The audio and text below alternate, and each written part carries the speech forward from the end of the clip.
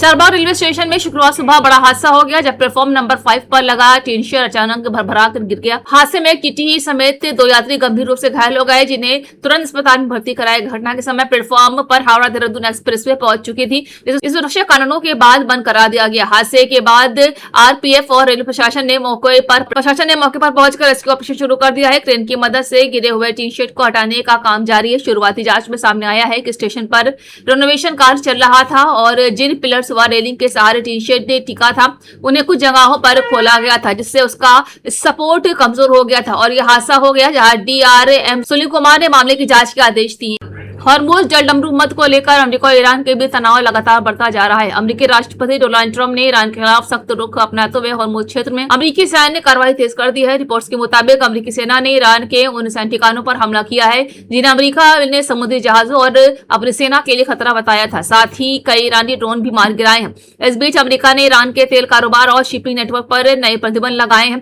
अमेरिकी ट्रेजरी ने ईरान के सैन्य तेल सप्लाई से जुड़े जहाजों और कंपनियों पर कार्रवाई की, जिससे इसे तेहरान को बड़ा आर्थिक झटका माना जा रहा है। ट्रंप ने साफ कहा है कि हॉर्मुज जलडमरू मत किसी भी देश के नियंत्रण में नहीं रहेगा और अमेरिका वहां जहाजों की आवाजाही सुनिश्चित करेगा। दूसरी ओर ईरान भी लगातार जवाबी चेतावनी दे रहा है, जिससे पश्चिम एशिया में युद्ध जैसे हालात बन गए।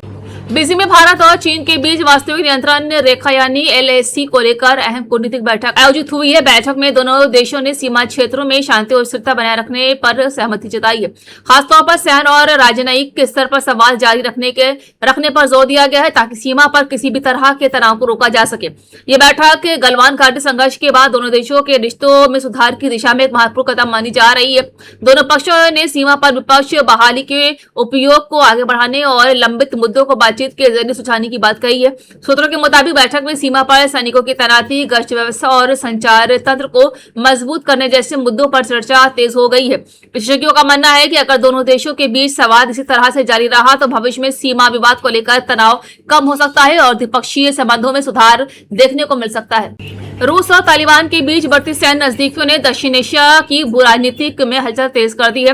रिपोर्ट्स के मुताबिक रूस अफगानिस्तान को एडवांस एयर डिफेंस सिस्टम, आधुनिक रडार और जमीनी सैन्य उपकरण देने पर विचार कर रहा है। इसे क्षेत्रीय शक्ति संतुलन में बड़े बदलाव के तौर पर देखा जा रहा है। इसी बीच भारत के एनएसए अजीत डोभाल को मॉस्को यात्रा और रूस की सुरक्षा परिषद में सचिव संगेई शोइगु से मुलाकात ने इससे पूरे घटनाक्रम को और अहम बना दिया है। सूत्रों का दावा है कि रूस और तालिबान सरकार के बीच हुई इस संभावित डिफेंस से सहयोग से पाकिस्तान की रणनीतिक चिंताएं बढ़ सकती हैं, खासकर डूरंड लाइन और सीमा सुरक्षा को लेकर।